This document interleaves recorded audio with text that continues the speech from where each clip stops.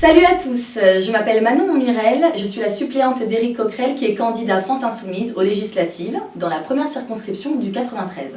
Alors on est parti faire un micro-trottoir où on a posé des questions aux habitants et Éric Coquerel va y répondre tout de suite. Moi c'est Kevin, la police municipale, faut qu'ils arrêtent de faire le fou, c'est tout. On en a marre de se faire taper par les flics pour rien, Voilà. Parce qu'on est des immigrés, parce qu'on a des têtes de beurre, de noirs, d'hindous ou de français qu'ils aiment pas. On se fait-il que la police c'est un commissariat qui est dans une ville, donc elle connaît les jeunes de chaque quartier, elle sait qui est qui, elle se sert du contrôle d'identité pour venir malmener certaines personnes. Comment ça se fait que moi, je descends de chez moi, on me demande mes papiers d'identité quand je suis dans ma ville, alors que les flics ils savent très bien que j'habite là. Bon, à Kevin, on voit bien ce qu'évoque Kevin, c'est toute la question de la discrimination que ressentent beaucoup de gens, et notamment beaucoup de jeunes, très souvent d'origine immigrée, en tout cas supposés d'origine immigrée, mais qui n'ont pas une couleur de peau blanche ou leur manière d'habiller attire l'attention et qui sont, il faut le dire, oui, effectivement, très souvent discriminés.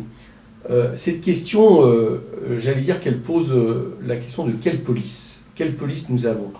Je ne sais pas si vous vous souvenez cette image de Nicolas Sarkozy qui, au début des années 2000, arrive à Toulouse et explique à des policiers qu'ils ne sont pas là pour jouer les assistantes sociales ni d'entraîner des jeunes au rugby. Et il supprime d'un coup la police de proximité. Ça a été absolument dramatique parce que c'est tout à fait différent d'avoir des policiers qui viennent d'un quartier, installés dans un quartier que tout le monde connaît, qui du coup ne demandent pas de contrôler des papiers à des jeunes tous les jours parce qu'ils savent très bien qui ils sont et ils vivent en osmose avec la société, et au contraire d'avoir des policiers qui ont toujours moins de moyens, il faut le dire aussi, humains, de matériel, qui donc déjà vivent dans des conditions très compliquées, mais en plus sous le nom de BAC ou de brigade de sécurité territoriale sont envoyés dans les cités comme s'ils avaient à reconquérir ces cités. C'est d'ailleurs dans certains textes très clairement des BAC où on explique qu'il faut regagner du terrain.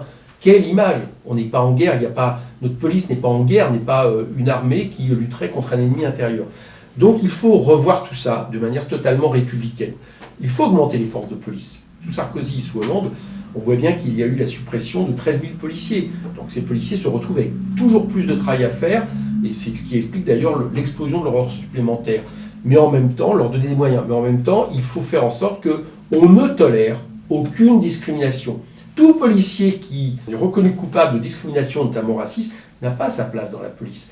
Et il faut aussi permettre, par exemple, le récépissé du contrôle d'identité, de façon à ce que quelqu'un qui s'est fait contrôler puisse dire « Mais attendez, vous m'avez contrôlé hier, on ne va pas recommencer tous les jours ». Je crois que tout ça, c'est un rapport différent de la police avec justement la population. Mais plus globalement, c'est pas possible que les gens de cités, de quartiers populaires ne voient des services publics bien souvent que la police. Ils ne peuvent pas voir de l'État que le corps qui est appelé justement à faire respecter la sécurité. Donc il faut plus de monde dans la justice, il faut plus de monde dans les services publics et de faire en sorte que, à nouveau, il y ait un rapport entre l'État et les quartiers qui soit celui d'une égalité pour toutes et tous, en termes de droits et de devoirs, dans une république une et indivisible. Je crois que c'est ça aussi que pose la question des discriminations dont souffrent beaucoup de jeunes.